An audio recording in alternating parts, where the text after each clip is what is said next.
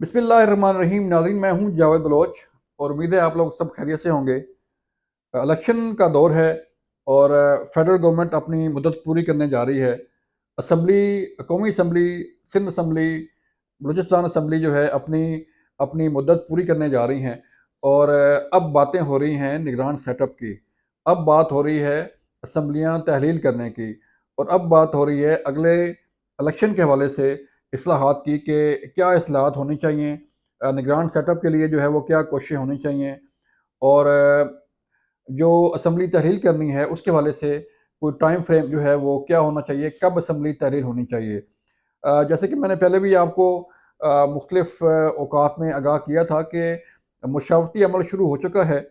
और आज साबिक सदर आसफ अली जरदारी, वज़ीर आज़म शहबाज शरीफ और दीगर हुकाम के दरमियान जो है वो सियासी रहनुमाओं के दरमियान मुशावरत हुई है कि जो कौमी असम्बली है उसको 8 या 9 तारीख को, 8 या 9 अगस्त को तहलील कर दी जाए। और तहलील करने के बाद ये समरी जो है तहलील करने से मुतल्लिक समरी जो है वज़ीर आज़म सदर ममलकत डॉक्टर आरिफ अलवी को भिजवाएँ। और डॉक्टर आरिफ अलवी जो है बाकायदा असम्बली तहलील करने का नोटिफिकेशन जारी करें। इस सिलसिला में आज बड़ी खबर गर्म थी और ये कहा जा रहा था कि 8 तारीख जो है वो उस पर इत्तफ़ाक़ राय कर लिया गया है और 8 अगस्त को असम्बली तहलील कर दी जाएगी। 12 अगस्त रात 12 बजे तक कौमी असम्बली की मुद्दत है। और इस मुद्दत के 12 यानी कि 12 अगस्त रात 12 बजे तक जो है वो कौमी असम्बली की मुद्दत है। और 13 अगस्त को असम्बली खुद ब खुद तहलील हो जाएगी अगर इसे तहलील ना किया गया। अब नुक्ता क्या है?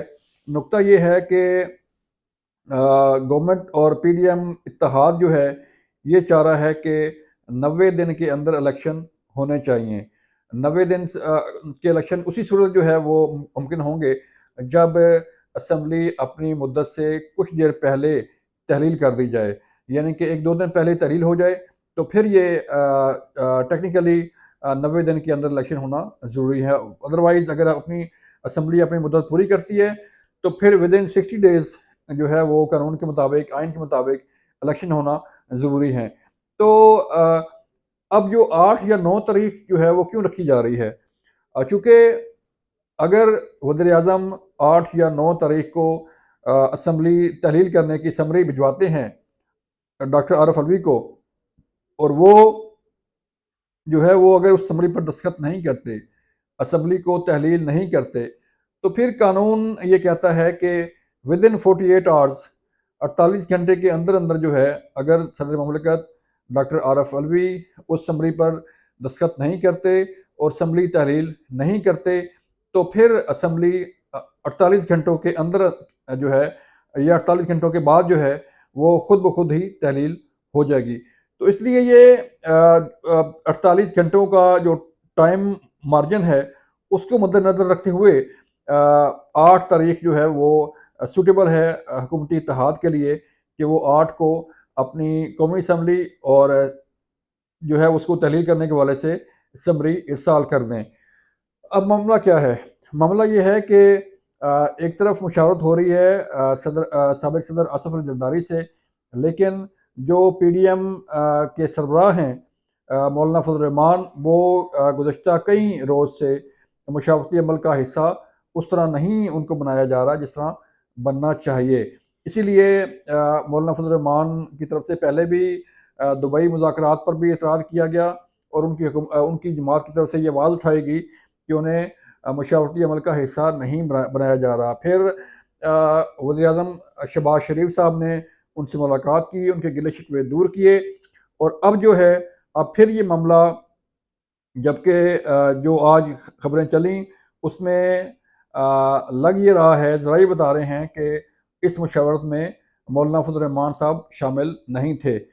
तो उनकी तरफ से भी कोई एतराज़ उठाया गया है, बात की गई है और फिर उसके बाद जो है वो चीज़ें कुछ चेंज हुई और वज़ीर इत्तलात मरियम औरंगज़ेब की तरफ से ये ट्वीट किया गया कि अभी तक कोई फ़ैसला नहीं हुआ और ये पीडीएम जो है वो जमातों के साथ मिलकर मशावरत के साथ जो है ये फ़ैसला किया जाएगा और उसके बाद असम्बली तहलील की जाएगी। अब होगा क्या? जो चीज़ें चल रही हैं, एक तो असम्बली तहलील करने का फ़ैसला होना है, उसकी तारीख तय होनी है और दूसरा निगरान सेटअप के लिए मुशावरत शुरू कर दी गई है। निगरान वज़ीर-ए-आज़म कौन होगा? निगरान वज़ीर-ए-आज़म की मुशावरत के लिए मुख्तलिफ़ नाम जो हैं वो ज़ेर गौर हैं। अपोज़िशन लीडर राजा रियाज़ जो कौमी असम्बली में हैं, उनसे मुशावरत जो है वो ज़रूरी है वज़ीर-ए-आज़म की, और वो मुशावरती अमल अमल शुरू कर दिया गया है और इस सिलसिले में कई दफ़ा बातचीत भी हो चुकी है। जो हमारे ज़राए हैं उसमें ये उन्होंने ये बताया है कि 3 नाम जो हैं वो ज़ेर गौर हैं निगरान वज़ीर-ए-आज़म के लिए, और उसमें से कोई किसी एक पर जो है वो इत्तेफ़ाक़ राय कर लिया जाएगा। जो ज़राए बता रहे हैं कि जो माशी अमूर के माहिरीन हैं, उनमें से किसी एक को वज़ीर-ए-आज़म बनाने की का इम्कान है, कि ताकि जो मुल्की माशी सूरत-ए-हाल है, उसको मद्देनज़र रखते हुए जो 3 माह का टाइम पीरियड होता है निगरान सेटअप का, उससे जो है वो चीज़ों को आगे बढ़ाया जाए और जो है वो चीज़ें आगे स्मूथली चलती रहें। ताकि जो कोशिशें की गई हैं मईशत की बहाली के लिए, जो कोशिशें की गई हैं मईशत को ठीक करने के लिए, वो उसी तरह आगे बढ़ती जाएँ, और जो IMF के साथ डायलॉग हुए और जो IMF के साथ जो है वो एग्रीमेंट हुआ, स्टैंड बाय एग्रीमेंट जो है, वो उसको ना छेड़ा जाए और उसको उस पर अमल दरामद इसी तरह चलता रहे।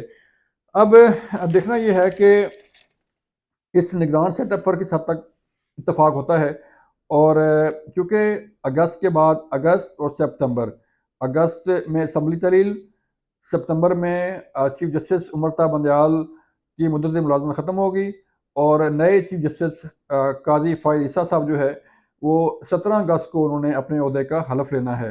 तो उस हलफ़ के बाद जो है वो नए chief justice of Pakistan take over करेंगे और अपने जो ओहदा है उसका चार्ज लेंगे।